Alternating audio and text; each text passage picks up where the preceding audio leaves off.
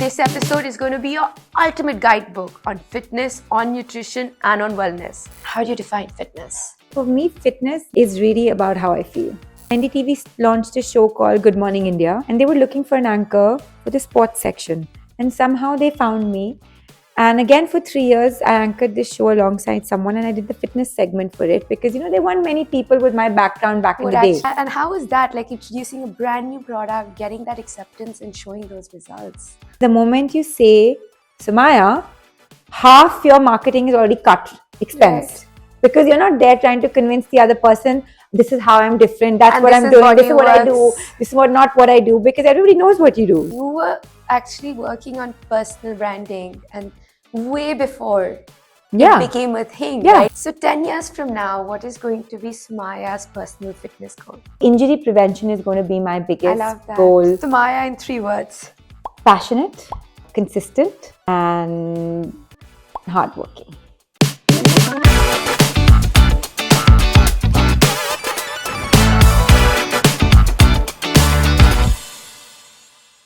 Hello and welcome to another amazing episode of Because She Can. I'm Divya, your host, and today I'm super excited to have this conversation with Sumaya Dalmia.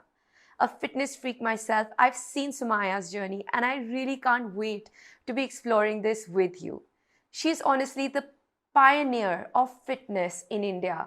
She's a celebrity trainer, a fitness coach, and of course an amazing entrepreneur. Her journey began as a trainer 2 decades ago, where fitness was not as trendy as it is today. And it's evolved today into her luxury fitness empire, Sumaya. She's renowned for her significant contribution in reshaping the landscape of the Indian fitness sector as we know it. And guess what? She actually holds an economics degree from the St. Stephen's College. Her passion for sports drove her into this world of fitness as early as 1997. With a master's in sports science and a host of certifications, she genuinely believes and has advocated for tailored training, catering to the unique needs of each and every individual versus a one-size-fits-all approach that existed before. Her accomplishments include being honored as Celebrity Trainer of the Year by Vogue in 2016 and Elle India in 2018. She's also been called the Entrepreneur of the Decade in Health and Fitness at the World Economic Forum in 2017. This episode is going to be your ultimate guidebook on fitness, on nutrition, and on wellness. So if you want to know what you should be doing and more importantly, what you should not be doing, this is the episode for you. Sumaya, thank you so much for being here. Thank you for having me, by the way. It is such a pleasure, and this is a conversation that I'm so excited to be having. Yes. And by the way, more so because of your own journey, by the way. Absolutely. And really, I think fitness, it's such a trendy word today, but I think it means so much more. So before we start, I'd love to get your definition of what fitness is. Is it just losing weight, looking good? How do you define fitness? For me, the definition of fitness has also changed over the years. It's always about the way I feel and the way how everyone feels after they go through either a fitness transformation, a journey, or any activity that is involving fitness. You get addicted beyond a point to the feeling post that. So everybody keeps asking me, so how do you stay consistent? How do you motivate yourself? So I always say this. I said, I'm always like addicted to the trickle of sweat.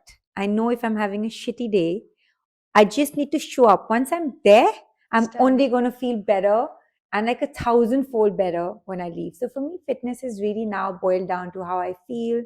It just translates into so many aspects of my life. It's personally, professionally, kids. I'm a better parent when I'm fit. Yeah. So, and I'm sure you can relate to that. You want to play with them. You can want to be play with them. You also learn how to calm your mind because fitness teaches you so much. It teaches you to push your boundaries, right? And that's what kids do. They push your boundaries all the time. So, it teaches you so much calm. It teaches you composure. It teaches you to push. It teaches you drive. I can go on and on and on. So for me, fitness now is really about how I feel. And is it also about losing weight or looking a certain way, or is that just a byproduct? That it's a nice byproduct. So I won't complain. But But for most people, the first time they foray into anything to do with fitness, it's always about the way they look. Yeah. It's only later when you pass the stage where you're struggling to get there, not get there. Once you're in there, you stick because you get addicted to the trickle of sweat. It's the endorphins, right? Like, if you're having a shitty day, like you just said, I just went and played 2 hours. I did 2 hours of movement. And if you didn't do it, would you be you sitting on the chair? Not at all. Like it's an addiction. It's just an addiction. And I'm just lucky that I've been doing it for so many, many years that it's just been, I think, the best anchor for my life. In my toughest times, I've dealt with them either with some kind of movement. In my best times, I've celebrated with some kind of movement. So it's just amazing. Right. So this many years, and let's come to this. Actually, I didn't know, but you actually have an economics degree from St. Stephen's. Yeah. And despite that, in 1997, you decided to join, get into fitness. And believe you me, I know that. Like at that point of time, that No wasn't. chance. It No. wasn't. It's not a career option. Like how did that happen? How did you decide then that, hey, I'm not going to join banking, not investment banking, not follow this crew, but really get into sports fitness? I've always played sport all my life. And so I played since the age of 14. So that's something that I'm used to, trickle of sweat. What you see today has been years and years of consistency. Back in the day, economics, banking, doctor, accounting was the chartered accounting was what we were all studying, and my then boyfriend, now husband, he was doing economics. My sister was doing economics. She was working with the World Bank. He was working with an investment bank. And here I did economics. And I had a trade-off with my mom. And I said, listen, I'll do all the mainstream education. Okay. But you have to promise me that when I do decide to take this up as a profession, you'll let me. There was a lot of tug of war because, I was surrounded by people who were only doing mainstream. And I was actually going on to do my master's. Right. When I was in the US, I decided I joined a gym.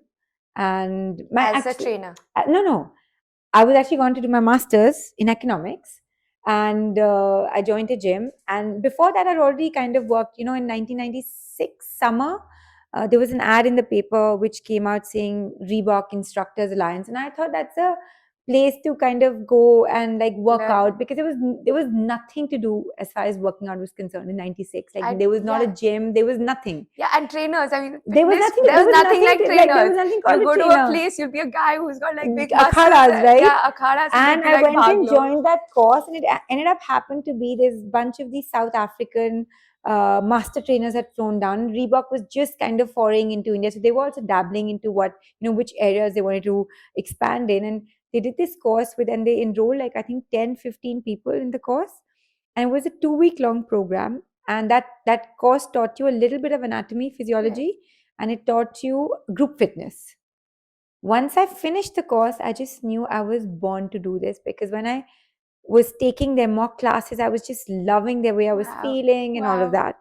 Cut to that, every morning at 7 before I went to college, and every evening at 4:30, I took 2 group fitness classes. And I got so addicted because I was loving meeting people. It was all about meeting people. You felt so empowered because you were standing here and people were just, it was just such a small handful of people who even knew that this center existed. And they would come. You could do it. And you could do it and you could meet people.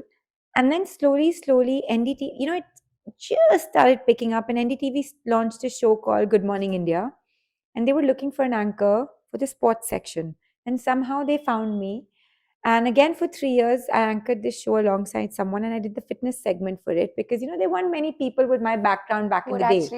I mean, just that I remember my first group fitness class was actually with you. Like Ruchi actually took me. You? Yeah. So Ruchi, again, is a friend of mine, and she's like, "Oh, my friend, she's doing this class," and I'm like, "What do you mean a class?" I mean, I used to work out at the YMCA at that point of time, and I'm a big chubby person, and like I showed up, and you had these balls, and it was incredibly fun class to actually do I've actually made my best friends working out. That's another thing why I love this whole journey. So coming back to that journey, and so all through college, I was already at that time, I think, making 29,000 rupees. I was so excited because all my other friends who were doing CA and, doing Right. internships, they were making 7,000. So my first attraction was, I was like, oh my God, the money is really good, because in 96, 97, if you were Yeah. making like 20, 30,000 rupees It's a month as amazing. a 17, 18-year-old, you're just like, wow, right? And that's it. And then when I went on to do my master's, I joined a gym as a client. And because I already had a little bit of a foray into this space, I I worked with a personal trainer, and he was teaching me so many things which are so specific to me, because I used to see him with his other clients, and I was just like, so what did you study? And listen, how do you know this works for me, and how do you know that doesn't work for her? Right. And he just said, oh, I did a master's in kinesiology. And I was like, what the hell is that? That was it. I just looked up, and there's my college offered a master's in sports science, and I just told my family, I was like, dude, this is what No I'm doing. And they were like, economics. and no economics. And then we cut a middle ground, and we said, no, we're going to do economics and sports science. So I ended up doing a double degree, and that was it. And there was no turning back, because I had this great mix of finance, economics, sports. So that's it. And when I worked so much in London, I was out of the country for 2, 3 years, and then I moved back. And the fitness industry had just kind of started picking up, Yeah. becoming a little structured. And my first job was actually with Reebok. And they'd just come in, they were opening multiple stores. So they wanted someone who knew the subject, would go down and the guys who The sell the trainers. shoes. No, No, the shoes. that because that time we didn't even know a difference from a tennis shoe and a golfing shoe and a cricket shoe. So they were opening these stores, and their whole biggest training was across India to go and train the sales guys how Oh to sell wow. shoes. Oh So that was wow. my first job, because Oh my I God. could apply all that I had, and I got this whole experience of how to set up stores. And that's it. And then they came with this whole Instructors Alliance. I led that. I helped them with their first gym. And that's it. And I started dabbling my hands in so many things. I helped other people set up health clubs because I had so much international exposure. I could help Right. curate a program. I could help with the programming. I could help with the setup. That's it. And then that just one thing led to another, led to another. But I never thought that this would is what would become of it, number one. And there were always eyeballs on me, ye to trainer hai. Was that a bad word? I mean, I don't now know. of course everyone wants to be a fit, Yeah. but at that point of time, like trainer hair, was that something that was hard to own, or what was the impact of that? You Or know, because not everybody knew that I actually studied the subject for 3 years.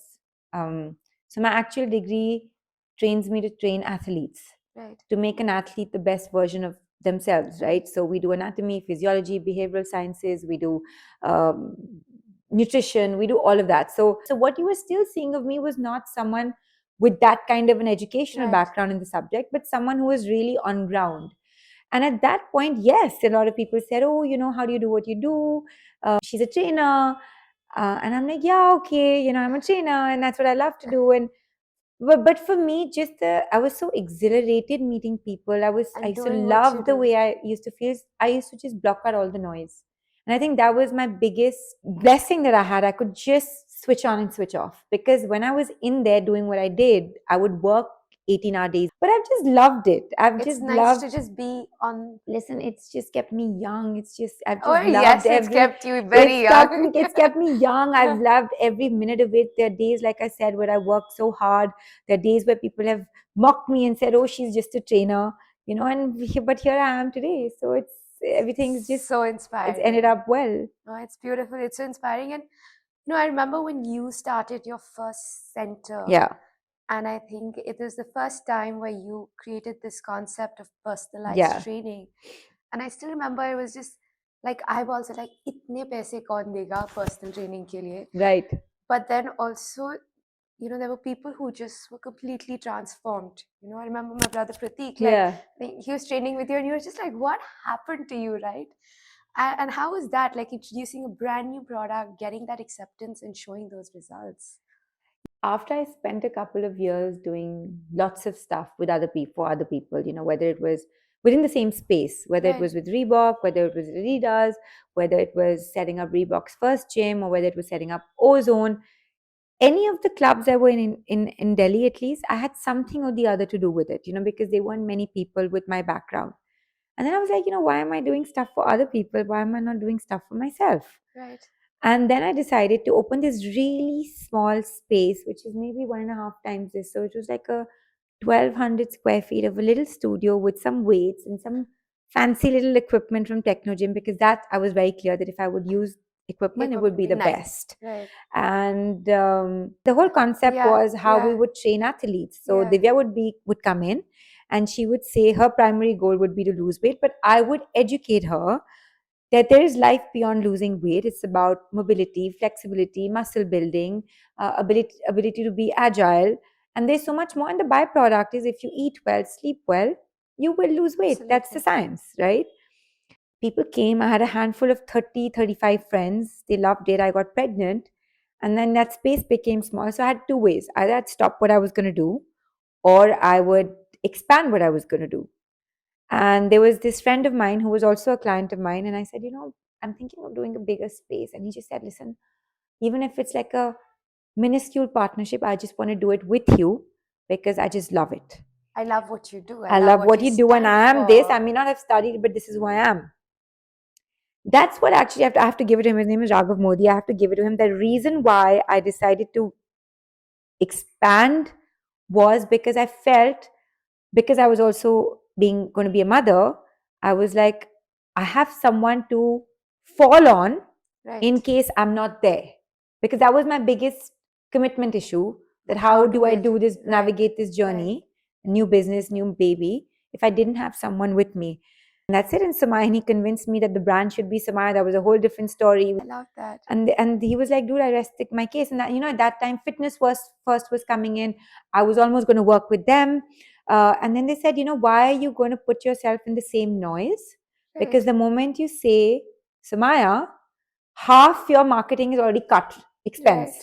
Because you're not there trying to convince the other person, this is how I'm different, that's what I'm doing, this is what I do, this is not what I do, because everybody knows what you do, right? So basically, you were actually working on personal branding and way before it became a thing, right? Like today, I think any D2C brand needs to have their founders as a brand because that's who you trust at the end of the day, and right? without realizing, I think that has been one of my biggest reasons for success as a brand, is because two ways. One, because my name has been on the door, I'm always on my feet. Right. If there's one, and we always boast of no injuries, but even if there is, God forbid, we have had a couple of injuries, I take it so personally. I'm involved, I'm navigating that whole recovery. You see me. And no matter, and over the years, it also gives the client a little bit of satisfaction that you do get to see me in the program, no matter what you do, no matter how many centers I open, the way the business is designed, I'm always a part of your journey. I'd love that. So how has this journey been of scale? From going from one studio to now multiple studios to now, taking it, of course, across the city, across the country, I'm assuming. I could have grown faster. There was a time when I had someone reach out to buy me over. I almost agreed. At that point, I don't know what stopped me. Was last minute I pulled out of that deal, was because I just felt that the moment I have an outside investor, I will be so pushed to grow. Right. And with my name on the door, and will I be able to keep that quality? And I think I could have grown faster, but I wasn't ready to, because for me, whether you went to Sumaya in Malviya Nagar, or whether you went to Sumaya at the Lodi, or whether you went to Sumaya at the Quorum, or whether you went to Sumaya at the Quorum Bombay, your experience has to be exactly the same in terms of look, feel, touch. Yes, your emotional bonding with the trainer will change, because you know how it is when you become best friends with your trainer. Beyond that, I was able to standardize every trainer making you do the plank exactly the same way. So nobody could say, oh, X trainer made me do the plank like this, and Y trainer didn't made me do, and that's not the right way. And you should work out with me because I am better. Because at the end of the day, the science of the execution of a workout, of an exercise, is exactly the same. Oh, wow. So do you have processes or systems? Systems. I'm always on ground with my trainer. So my main work time is actually between 11 and 5 when the gyms are lower. That's where I go out. We do train the trainers, we do system setting, we do program design. If Divya comes in, so with every gym, we have the system that I will go in. We have team meetings where your schedule shows up because we document, I see your progress. Maybe you feel you're okay. I mean, then my team will reach out to you and say, Samaya wants to meet Divya and say, listen, how are you feeling? You seem to have plateaued. How can I help? All of that. So it's been tough, but I've had a great team, and that's why sometimes I feel women make better bosses. I love that. I think if I look at Instagram, every second person is a fitness influencer. Yeah. Right? There is numerous information on or myths on what you should be doing, what you shouldn't be doing, and there's information and there's misinformation. And how do you sort of navigate that? And as people who are spending incessant amount of time consuming a lot of this information, how does one like cut out the crap from what actually works? I think because of my education in the subject and because of my experience of time in this field, there is a voice of knowledge that I have that I can impart to even new trainers of what is right, what is wrong, how a session should be designed for someone like you. How should you split your training week? Should you be training 2 hours a day? Even if you train 2 hours a day, what should the split look like? How much weight training should you do? Because now that's the question you want to know. That how do I split my week? Right. So I was very clear that when I went onto any social media platform, it was not about what I can do. It was about how simple you need to make it that you can achieve the results that you want by just staying consistent and not making it insta pretty and insta fancy. It was not about check me out the way I look. Never. It was never about here's what I can do. It was always about here's what you can do and here's what you should do. And even if you do just this much, you will get that much. You just need to stay consistent. So it's just been a lot of navigation, trying to help people, navigate their journey. It's a lot of fun. So tell me, you mentioned this earlier. It's about, cardio and, so for a lot of us, like you said, it's like, you need to get the heartbeat up and cardio is the thing. And, weights make you put on like muscle. So, whether it's cardio versus strength training, what are some of the common or the three biggest myths that you'd want to bust when it comes to fitness? So I'm going to read this out specifically for the girls, the first one. When we say as trainers, oh, you don't have the hormones, you don't have the testosterone levels to be as bulky as men. So I'm going to disregard you becoming bulky. I always take the middle ground, and that's the fair ground to take because, yes, you don't have the testosterone to become as bulky as men and put on that kind of muscle because our hormones always take us back. But do we have a tendency to get bulky? Yes. And I'll tell you why. A, the kind of weight you lift decides what kind of aesthetics you're going to build. Okay. 2, your nutrition plays 99% of the role in how you look. So if you're going to be training a certain way, but eating a certain way where you're disregarding, trying to eat clean, eating enough protein, and you're still continuing to have all the processed food, sugar, alcohol, your muscle and fat are still fighting against each other for space now. Space is that. Yeah. So when you say I'm feeling bulky, it's because you're not being able to change your body composition at the rate that you should be changing it. So you actually need to relook at your diet. You need to look at your little training protocols a little bit. Do you need to lift more? Do you need to lift less? Do you need to add more reps? So you need to figure that out. But there is a sweet spot where you need to lift and a considerable amount. You need to eat clean. And bulky or not bulky is very relative and subjective. And that's why we've always told women now that, listen, you feel well. If you feel well lifting 100 kilos, as long as you're lifting it safely, then you do you. You decide what you want to see in the mirror and you decide that you translate that to your trainer.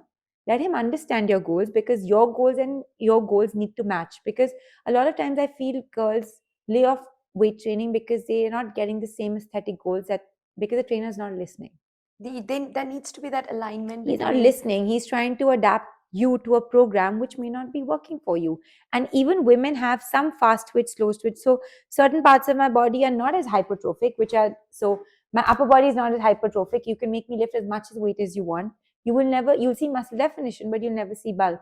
Whereas because I've been a runner all my life and I have fast twitch fibers on my quads, if you put me on a leg press for more than 3 times a week, that's it. I'm going to Same. become a Same. footballer. I'll have like my Yeah, I'll have like my these quads VL, coming out. my quads coming out. Yeah. Do I like that? No. Are there ways to circumvent that? Of course there is. Without Yes. losing strength, of course there is. And that's where the science comes in. You may not need to do isolated work. You need to do compound training. You need to do work which involves more than one muscle group. You can still lift weights, but you may not want to. You may not want to leg press a 60-kilo weight. But could you do walking lunges with 40 kilos? Of course you can. Does that give you the same benefit? Of course it does. I think this is a really important point. Is are you asking the right questions? Yeah. Are you informing yourself about, or you just jumping into a fitness journey and being like, "Ye 60 kgs ko 56 ya 54 kara do." I think fitness is a lot more than that. It's a science, like I said. Now people are studying. We are studying for 4 years. Right. So it's a science, and it's not one size fits all, and neither is the program design. Lovely. And you spoke about nutrition. What would you talk about nutrition, or what are the top 2 or 3 things that you would advise anyone, or what would your plate look like, or food look like in a normal day? I have a very clean philosophy, which is I'm going to share that with you and keep it. It's like it's Bible. It's worked. It's worked for so many years, and I hope it continues to work. One time in your life, visit a nutritionist, not a dietitian, but a nutritionist, because they will give you nutritional advice specific to you, specific to your gut health, specific to your activity levels, specific to your hormones, specific to what you genuinely want out of life. So you need to visit a nutritionist once in your life to understand you, so that you understand that there is no one size fits all. And just because a friend of yours is doing keto, is that for you? Maybe it is, maybe it isn't. 2, calculate your macros once in your life, just to get a rough idea of what quantity of food gives you what quantity of protein, carbohydrate, and fat. So and that's a 2-week. So when you say macros, that means? Our food groups are broken down into protein, carbohydrates, and fat. So those are your macros. Right. Your micronutrients become all your minerals and all of that, right? Got it. But your macros is you split them and learn to split them out once in your life, so that you start understanding what food actually is doing to you. And when you're eating, especially when you're training, it's a really interesting journey to go through once, and it's a 2-week journey. That's it. Okay. Then you just divide your plate, and I think the plate that I've divided works the best no matter who you are. That if you have a circular plate, half your plate should be full of vegetables. It could be vegetables of any kind. If you're an endurance runner, you can add potatoes in there. But if you're not, you can leave the potatoes out. Okay. So half your circular plate should be vegetables. The rest, 1/4, should be protein. And that protein could be, of course, animal sources being your best. But if you're vegetarian, you figure out the vegetarian sources of protein, what works for you. The little bit that's left, the next 3/4 is a healthy fat. So that could be the dressing on your salad. It could be the medium in which your food is cooked. It could be the drizzle of olive oil on your salad. It could be the ghee on your roti. And the little portion that's left, that's your grain. That's your rice or That's your roti and or your whatever. If you see this plate, now you visualize it because we don't have a plate. Yeah. We Indians eat ulta. Half the plate is the It's grain. all grains. The next 1/4 is the vegetables. The little bit that's at the bottom is the protein. Yes. So the moment you start looking at your plate differently, you're already eating so differently. You're eating for many reasons. A, you're making sure you're getting your adequate protein requirement by default. B, this whole new science, which is here to stay, by the way, which is all about sugar being stable, insulin being stable, inflammation being sugar instability in your insulin levels being a cause of inflammation, cancers, metabolic disorders. You kind of limit that, because the moment you have half your plate full of vegetables, then your sugar is getting managed and you don't have the sugar spikes. Because and by the way, vegetables are carbohydrates. So when people say, "Oh, I'm not eating carbs," they really mean I'm not eating too many grains. Right. Because vegetables are carbohydrates as a food group and a macronutrient. So you're eating your carbohydrates, you're getting more antioxidants from there, the grains are limited. Right. So there's a lot of science, and we should just be intelligent enough to adopt it. And if you really, from tomorrow, if in your poha there are more vegetables than the poha, you're good to go. If you see enough fat in there, which could be coming from peanuts, it could be coming from almonds thrown in, it could be coming from a little drizzle of ghee, then your poha is right. Your poha needs to have more sabzi than And the oh poha. God, that poha needs to change. That poha needs to change. And I think as Indians, we're kind of moving towards the other thing. We need more roti, and if we haven't had our roti, if we hadn't had our rice, we So feel no like one- we're hungry. Listen, Still, I'm letting like- you have your rice and roti, but then please have enough vegetables and protein with it. Why are you having 3 rotis and 1 katori of sabzi and half a katori of protein? Why? Makes no sense. Why are you filling your plate when you want to take a second helping? Why is the second helping a roti? Why is the second helping not another serving of vegetables on your katori? Makes that better. So tell me, what about supplements? And whether that's steroids or whether, steroids is of course another space altogether, but nutrition supplements or protein supplements, what are your thoughts on that? Be very careful if I answer this question. I have been a big supplement junkie since the age of 26. Okay. That time I was very quiet about it because, people weren't ready to accept us having an extra dose of vitamin D. But again, over the years, and after science is being proven, and now you can see everything being flooded, all the shelves being flooded by supplements, here's what I want to say. Nothing is better than food. There's something called recommended daily allowance, which the FDA decides. And then there's something called optimal daily allowance, which you decide. Got it. The recommended daily allowance is what we minimally need for bodily functions. The optimal daily allowance is your lifestyle, what you do, how much pickleball are you playing? Are you spending 2 hours a day? Do you have a dietary restriction? How do you make that up? The nutrients not coming from there. So the optimal daily allowance is very different for everyone. What kind of supplements you need are also no one size fits all.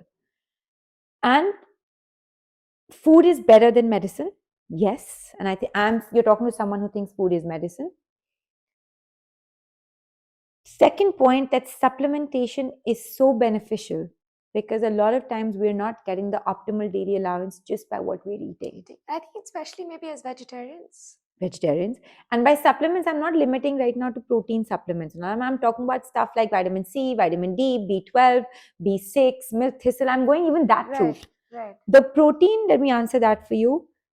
The recommended daily allowance it's changed again. It's 1 gram per kilogram of body weight. So if you weigh 50 kilos, you are minimally required to have 50 grams of protein to function, which means 1 anda is going to give you 3 grams of protein. 100 grams of chicken is going to give you 20 grams of protein. A handful of almonds is give you 6 grams of protein. Now you do the math. Wow. How are you making the 50? Wow. And if you're a vegetarian, you're struggling already because you have to have larger quantities of food, right? You and I both know now, when you exercise, you're putting your body under a stressful environment of breaking muscle, right? Yeah. Tearing. It repairs only in the next 24, 48 hours. And how does it repair? It repairs through adequate protein intake. It needs amino acids to repair. It repairs through rest. Now, where do you get the repair food? Protein. Unfortunately, that is the only food. I love that. So, if you want to recover from a workout, your calculation of protein totally changes. It goes into 1.2 plus. Wow. So 10 years from now, what is going to be Sumaya's personal fitness goal? Injury prevention is going to be my biggest goal in the next decade. I just do not want to get injured. So, I'm going to pay attention to my progressive overload. I'm going to make sure I'm flexible, agile. Mobility tops the key because most of the injuries happen because we're all doing such compound moves now. Burpees, they're all compound moves. And if your muscles and joints are not flexible, you are going to get injured. So I think my training is now going to be changing into that. I want to do that burpees and 20 burpees with a 20-year-old, but I should be able to recover from them. So, that's why it's no longer about how I look. So this is a fun section. Quick answers. Done. And we want to see the naughty side of Sumaya. Done. If your workout routine had a theme song, what would it be? Manali trance. Your fitness role model. J-Lo. J-Lo. Yes, oh God. Sumaya in 3 words. Passionate, consistent, and hardworking. Fit. Fit. Fit. Let's not be that modest. What is the most bizarre fitness myth that you've heard? I just did 1,000 crunches. Oh God. I'm just like, मेरे सामने आके मेरे 10 crunches करो जरा मैं देखूं. Yeah, like You how? do the 10 crunches that I will make you do. If you don't die in 9, I will change my name. Ultimate guilty food pleasure. Okay, the only reason I'm saying it because my body works best when I'm not eating gluten. So my food pleasure is the simplest makhan toast. Oh God. Oh God. Like You know, go to. Go to. Is You know, I love bread, but I just love Amul makhan with toast. Freshly coming out of the toast. And that's it. That's it. 3 supplements that you have in your bag or that you have regularly. Vitamin D, vitamin C, and an omega-3. Have that funniest memory or fun memory of your childhood. Me leaving my house at the age of 4 with little red suitcase. No way. Yes. I actually walked. So now I can say it's a fun memory. I don't know, my mom must have died. But I took this little tiffin box, which was, for me at that point, it felt like a suitcase, but it was really like a tiffin box. But I thought with a suitcase, and I dumped some stuff into it, and I walked out of my house, and I walked the lane. It's like, And so ghar chhod ke ja raha hu. So cute. And finally, Sumaya, what does because she can mean for you? Exactly what it says, because she can, because we can. I love that. And thank you so much, Sumaya, for being here today for Thank this you. unreal conversation, for what we should do, what we shouldn't do, and how we really should be thinking of fitness. And really, I think what you've built and really seeing you from 1997, from training toward this beautiful, beautiful empire you've created. And more than anything, just the amount you've empowered people to be better versions of themselves is phenomenal. I think that's what I feel as well. I just feel that it's just allowed me to give back to society in so many ways beyond just fitness, because at some points I sit and I also am a counselor, because if you're having a bad day and you're having issues with eating food, you'll tell me why you're emotional eating, right? So it's just been, like you said, making people the best versions of themselves. Better mums, better husbands, just better human beings. Yeah. Thank you. So thank you.